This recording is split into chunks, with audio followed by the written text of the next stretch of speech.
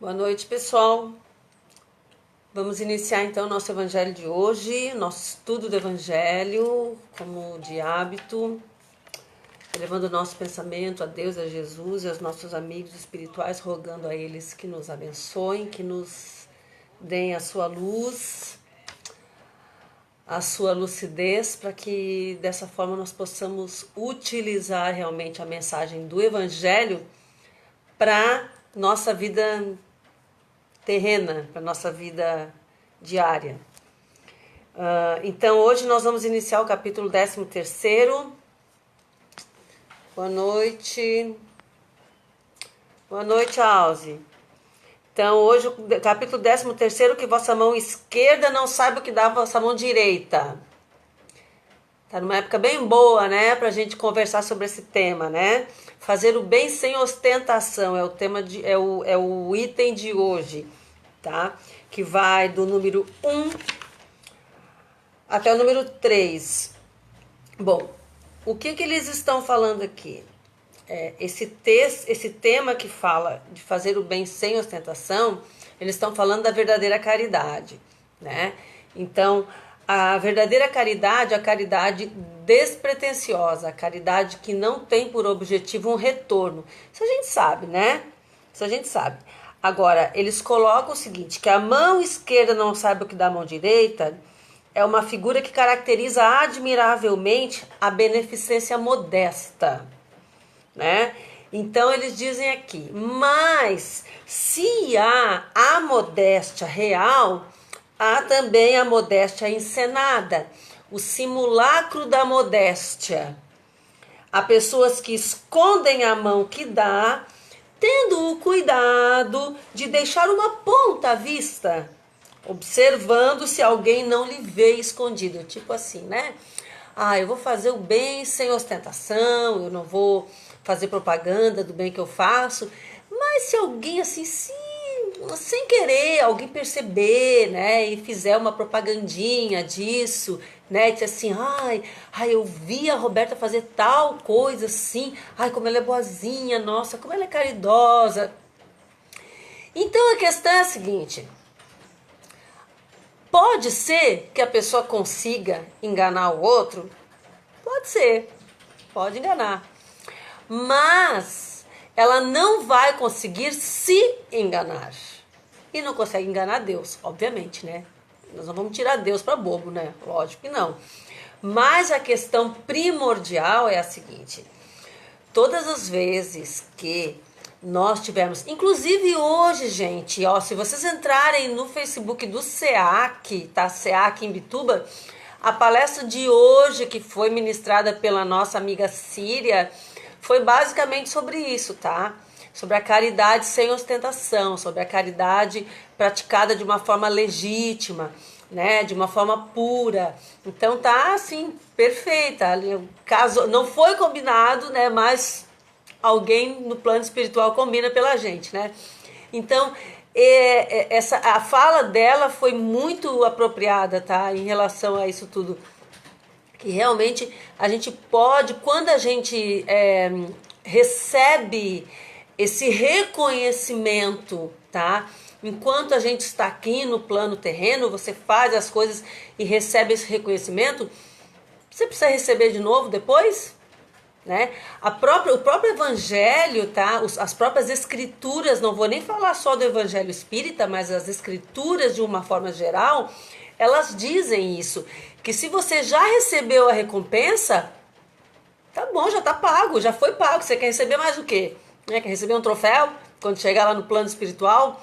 Então a questão é a seguinte, gente, significa que tudo que a gente vai fazer de bom, a gente tem que fazer escondido?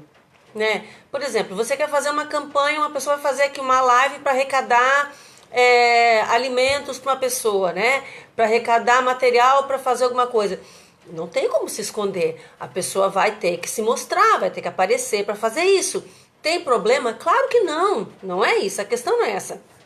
A questão é que é a intenção. Eles estão colocando isso pela intenção.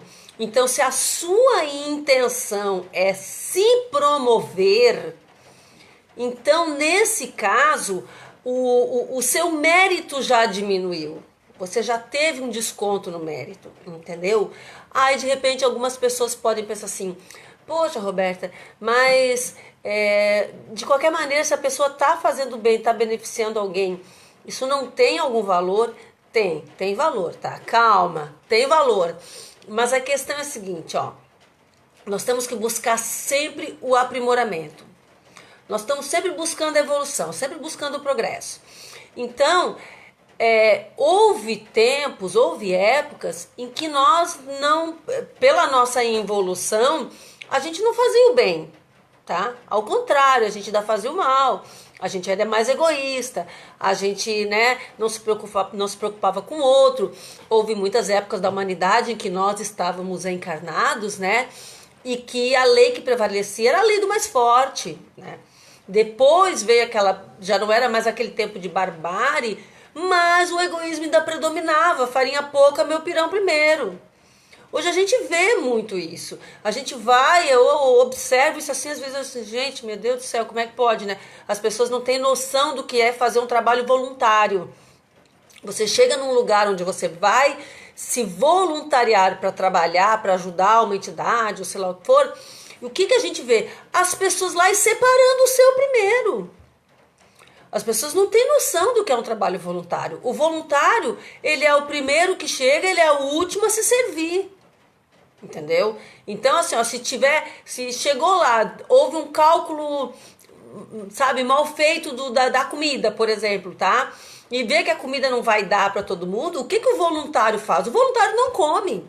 O voluntário atende primeiro aqueles que estão ali comprando do produto, no caso, que está sendo vendido, para que se consiga os recursos. Então, o voluntário tem que saber que ele vai ser o último.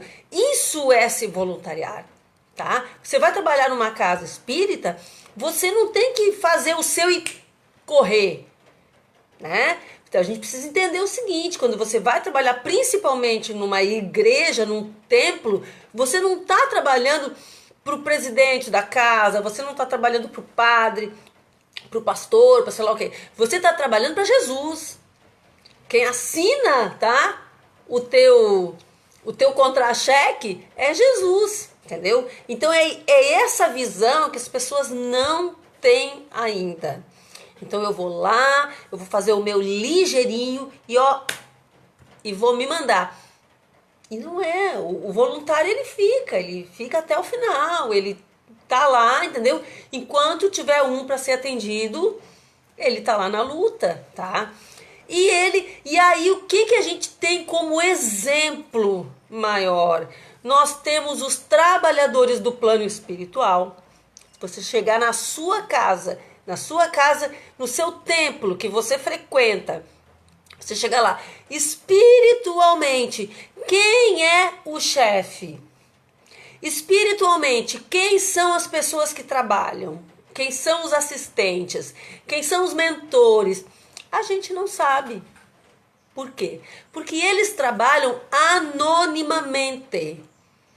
E isso para nós, tanto que quando o plano espiritual, quando Kardec virou para o espírito de verdade, que a gente está chamando de espírito de verdade, né? Quando Kardec virou para ele assim, escuta, como é que eu posso te chamar? Qual é o teu nome? Para eu poder, né, ter uma forma de tratar contigo.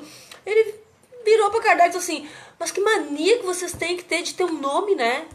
Vocês têm que ter um nome para chamar. Então faz assim, daqui para frente tu vai me chamar de a verdade. Daí vem a falange do espírito de verdade, entendeu?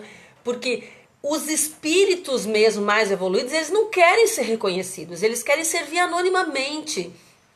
Eles sabem que quanto mais anonimamente eles servirem, né, mais se revela para eles, não é para os outros, mais revela-se neles esse desejo, esse ímpeto de ajudar sem receber nenhuma retribuição. E isso é evolução espiritual. Isso reverte em evolução espiritual para as criaturas, certo? Então essa que é a... Deixa eu ver quem é que tá me dando boa noite aqui. Oi, Liette, querida Estela. Oi, Estelinha. Neiva. Ô, Michele, querida. Então, Então a questão basicamente é essa, tá? Então fazer o bem sem ostentação, não deixar que a mão direita veja o que faz a esquerda, é exatamente que não há necessidade da gente fazer, deixando esse rastro para que alguém nos encontre, sabe? Para que alguém lá, sem querer, a gente deixa uma, sabe? Oi, Maria Leopoldina, tudo bom, querida? Então, é como se uma pessoa fosse fazer o bem deixando um rastrozinho de uma migalha de pão, entendeu? Atrás de si, para que uma hora a pessoa a encontre. Então, aí aquela história que a gente vinha falando. Tem mérito algum? Tem, porque é melhor fazer o bem dessa forma do que não fazer o bem de forma nenhuma. Só que chega um momento, a gente tem que pensar assim, tá, daqui pra frente já não pode mais ser assim. A partir do momento que a gente entende, tá, entende que fazer o bem pro outro esperando retribuição, que isso não traz ascensão espiritual, no momento que essa ficha cai, a gente já procura fazer as coisas de uma outra maneira, de uma outra forma, né? Então, claro, se uma pessoa te pede um favor, alguma coisa assim, nada impede que você faça, que você ajude, a pessoa vai saber que foi você. Não é disso que a gente está falando. A gente está falando daquele bem promocional, que agora, por exemplo, né, a gente vê que nós estamos vivendo essa época aí, que agora começa o pessoal que nunca nos deu um bom dia, agora está querendo ser nosso amigo de Facebook, né, para que a gente possa, né, sei lá, né? Então, aí o que acontece? Tem valor esse tipo de amizade? Amizade de ocasião? Amizade daquele que tá simplesmente querendo... O que tu tá fazendo, Shuei, aí? Amizade daqueles que simplesmente querem... os candidatos, meu marido tá aqui, eu tenho um copiloto maravilhoso aqui do lado, gente, tá? Ele tá aqui rindo. Então, mas as pessoas que de repente nos descobriram. Então, esse tipo de ímpeto, esse tipo de personalidade que as pessoas vão revelando, a gente começa a imaginar assim, ó, o que farão daqui para frente? Será que farão realmente com boas intenções? Será que farão de uma forma desapegada? Será que farão com objetivos altruístas? Será que o propósito deles será uma coisa de preservar o bem comum? Né? Uma pessoa, por exemplo, que é meu amigo, que se diz meu amigo, mas se de repente daqui para frente ele me vir fazendo alguma coisa errada em detrimento do bem comum, em prejuízo para a comunidade, ele não pode me apoiar, mesmo sendo amigo, mesmo gostando de mim. Se sabe que eu vou fazer uma coisa errada, ele não pode me apoiar. Deixa eu ver quem que falou. Oi, Tetuxa. Ah, sim, Michele, agora quem mais quer aparecer e ajudar? Agora todo mundo é bom, né? Assim, a política é um mal necessário, tá? Algumas pessoas dizem assim, ó, a política é a arte do possível. Tem muita gente que fala isso, e eu não deixo de concordar, não desconcordo. Mas a questão é a seguinte, é a arte do possível no quê? De que maneira? A arte do possível do menos ruim? Então nós vemos assim, o que é que nós queremos para nós? O que é que nós desejamos para nós? Nós não podemos querer para a comunidade algo que nós não queiramos para nós, tá? Então isso é um ponto principal. O cristão, tá? E nós estamos aqui como cristãos que estão no mundo, que estão vivendo todos os dramas da sociedade, tá? E nós não vamos nos eximir do processo, nem podemos, porque se nós estamos aqui nesse momento, vivendo esse momento, inseridos nesse contexto, nós temos que tomar parte. Então nós não vamos tirar o corpo fora. Mas o cristão, ele tem que agir de forma que nós possamos, que as nossas atitudes não tragam prejuízo a quem quer que seja. Então nós temos sim que analisar essas pessoas que agora estão nos procurando com objetivos que a gente sabe lá quais são. Temos. tá? Temos sim. Então, nós temos que ser bons? Temos. Mas ser bom é uma coisa, ser bonzinho, ser tolo é outra coisa bem diferente. Então, nós temos que usar, sim, o nosso discernimento, o nosso raciocínio, tá? O nosso tirocínio, se for o caso, para identificar quem são essas pessoas e alijá-las do processo dessa vida pública, entendeu? Então, nós temos que ver o histórico dessas pessoas. Só que as pessoas ainda se vendem. Então, o que adianta? A gente quer coisas para o mundo, valores que nos são caros, enquanto as pessoas se vendem muito barato. A verdade é essa. Então, vamos ver. E o problema é o seguinte: as pessoas vivem nós vivemos, né, numa sociedade em que, se a pessoa não mostrar, não aparecer fazendo isso ou aquilo, a sociedade vai achar que ele não fez nada. Então, às vezes, publicamente, por conta dessa questão política, eles querem se mostrar muito, querem mostrar serviço. É normal. Agora, o eleitor não pode ser ingênuo. Estou tentando achar umas palavras assim menos ruinzinhas, porque senão o meu marido aqui vem puxar a orelha. Então, a gente não pode ser ingênuo de acreditar em tudo o que se apresenta para nós da forma como eles nos mandam. Então, tem uma obra, aqui em Bituba acontece isso, né? Tem 4, 5 pessoas tirando foto na frente da mesma obra, todo mundo quer ser o pai. Todo mundo quer ser o pai ou o padrasto da obra, né? Então, aí tem que fazer, vem cá, para quando que era? Era para ter sido entregue quando? Tá beneficiando quantas pessoas? Né? E vamos pesquisando, vai puxando o fio de meada e vai trazendo. Então, assim, ser cristão, tá?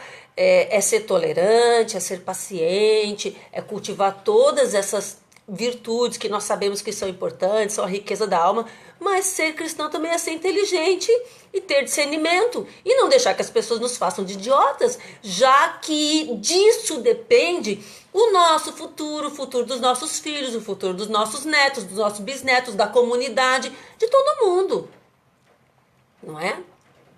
Agora, nós tivemos uma situação aí em que os políticos da sociedade, governadores, né, prefeitos, fizeram o quê? Trancafiaram em casa pessoas saudáveis.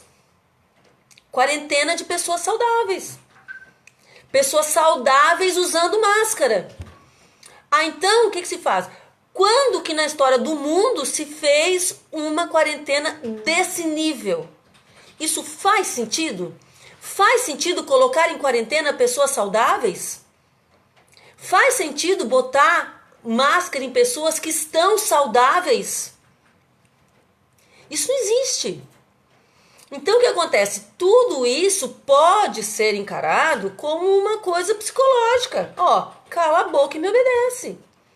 Os grandes regimes ditatoriais foram impostos por medidas dessa natureza, tá? Fazendo um grande experimento social e testando se o terror pega, se o terror funciona. Eu estava vendo no Facebook agora há pouco tempo uma postagem de uma pessoa, essas amigas distante de Facebook, assim, né? Essas amigas que a gente não encontrou pessoalmente, que dizia assim: vocês têm que ficar em casa porque tem um médico dizendo que o pico do contágio é em dezembro. Já jogaram para dezembro.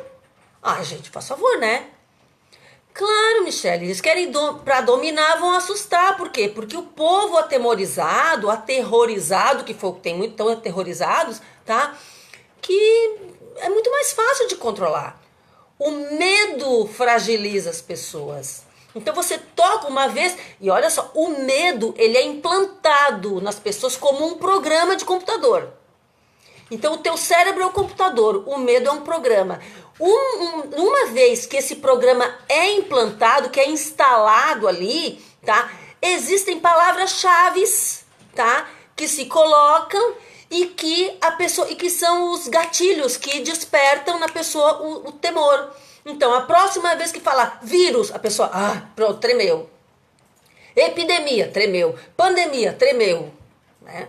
Então, são gatilhos que se criam, gatilhos mentais que se criam para o controle das pessoas, controle das populações. Quem faz isso é gente bem intencionada?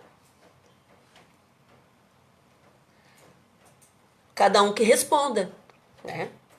Então, eu penso o seguinte, uma pessoa que tem conhecimento, que sabe, você não precisa ser médico, basta você pegar, você ter um Google na mão, vai lá, pesquisa. Pesquisa se alguma vez na história da humanidade a gripe espanhola, que matou muito mais, que foi uma coisa de doido, né? Não foi feito isso, não, ninguém foi confinado. Pessoas saudáveis não foram confinadas. Então, tá na hora, né? Claro, Maria Leopoldina, é isso mesmo, né? Mas isso todos os ditadores, eles controlam pelo medo, controlam as pessoas pelo medo. O medo é uma forma de controle. E é uma forma eficiente, por quê? Porque as pessoas não têm segurança, sabe por quê? Porque as pessoas não se informam, tá? Oi, Cris. As pessoas que se informam, as pessoas que vão atrás da informação, as pessoas que estão seguras, tá? De como é, tá? Elas não têm medo, tá? Então a única coisa que vence o medo é conhecimento. Isso eu ouvia muito na faculdade dos professores. Quem detém o conhecimento detém o poder. Eu achava que era poder político, eu achava que era poder de governo. Não, é o poder sobre si mesmo. Quem detém conhecimento tem poder sobre si mesmo. Quem manda em mim sou eu. Tá lá, a informação tá lá. Eu vou atrás, eu busco e alguém vai ter que me provar que isso aqui tá errado para poder me controlar. Do contrário, não vai me controlar. Não é? Agora, ir atrás do conhecimento, ir atrás da informação, dá trabalho. Dá trabalho. E o que as pessoas não querem? É ter trabalho. Então, as pessoas que não querem ter trabalho, elas vão ter que se conformar em serem dominadas. Então, aí o que vai acontecer? Elas vão acreditar no que as pessoas contarem, tá? Oi, Josi. Então, o que a pessoa me contar, se eu não quiser correr atrás da informação, eu vou ter que acreditar. Pronto, tá? Então, aí, engraçado que assim, Jesus, quando ele curava as pessoas, quando ele fazia alguma coisa nessa... Oi, Murilo, seja bem-vindo. Quando ele fazia uma cura, tá? Uma coisa assim, algumas vezes ele fazia na frente da multidão. Por quê? Porque ele precisava que as pessoas, tá, tivessem conhecimento de que ele estava ali, inclusive, cumprindo uma profecia. Agora, teve muitos casos, em que ele virava para a pessoa e dizia assim, vai e não fala nada para ninguém. Ou então, ele virava para a pessoa e dizia assim, você vai lá e conta isso lá para o pessoal do Sinédrio. Porque o pessoal do Sinédrio, o Sinédrio na época de Jesus, eles tinham uma função como se fosse o clero e a política. Então, eles tinham funções religiosas e políticas também. Então, tanto que eles mandavam, ele não tinha divisão entre igreja e Estado, era tudo uma coisa só. Tá? Então, ele já vai lá e conta para eles. Por quê? Porque eles precisavam saber, o nosso domínio, o nosso controle sobre as pessoas vai sofrer um abalo. Então, é para as pessoas olharem e discernirem, olha, isso aqui, olha o que esse cara pode fazer. Olha o que é que ele prega. Olha o tipo de pessoa que ele é. Olha como ele trata as pessoas. Olha como ele não faz diferença das pessoas entre elas, né? Agora, olha lá os membros do Sinédrio, olha o que eles fazem. Eles só sugam. Eles só pedem. Eles só querem doação. Inclusive a doação do Sinédrio, vamos combinar? O pessoal chegava lá na porta lá do templo, aí tinha na frente, tinha uma feira de animais. Então o pessoal ia lá, dependendo das condições financeiras dessa pessoa, ela ia lá, comprava ou uma pomba, que era o mais barato, ou ela comprava uma galinha, ou comprava um cabrito, e aí ia subindo o animal quanto maior, mais caro, e mais a pessoa tinha o poder de mostrar que tinha mais poder aquisitivo, né? Então ia lá, gastava o quanto que podia, para fazer a oferenda lá dentro do templo. Só que o que acontecia? Lá comprava um cabrito, tá? Aí o outro lá comprava uma galinha. Aí chegava lá dentro do templo e entregava para o pessoal lá do templo. Eles não levavam para o sacrifício, eles davam a volta por uma porta que tinha do lado e traziam de volta para a feira para ser revendido. E Jesus sabia disso. Tá? Então, quando ele dizia isso, olha, vai lá e fala para eles, era para eles lá dando uma tremida nas bases. Ô, peraí. A gente tá sabendo que tem um cara aí que tá fazendo algumas coisas aí, o cara é bom. O cara é bom. E esse cara pode nos ameaçar. Tanto que o que eles fizeram com Jesus? Né? Só que eles fizeram, e o que eles fizeram para Jesus tornou-se um divisor de águas na humanidade. A humanidade virou antes e depois dele. Porque a forma como ele conduziu tudo isso foi uma forma muito correta. Foi uma forma muito honesta, muito honrada, muito digna do Filho de Deus. Então essa que é a questão. Então, se nós queremos, nós não podemos esquecer, nós estamos aqui, nesse grupo aqui pelo menos, nós estamos aqui como cristãos. Então, uma das coisas que nós precisamos saber é no que essas pessoas acreditam. Isso é importante, tá? Porque existem movimentos tentando matar o cristianismo em todos os ambientes, inclusive dentro dos templos, matar de dentro para fora, enfraquecer o cristianismo. Então seria interessante que a gente virasse para as pessoas e perguntasse, no que é que você acredita? Né? Se a pessoa pelo menos, né, se esse pessoal que tiver aí começar pelo menos a ter algum respeito por Deus, pode ser que os atos deles sejam um pouco mais consequentes, né? Mas aguardemos para ver. Bom, pessoal, eu quero agradecer a paciência de vocês, terem me ouvido.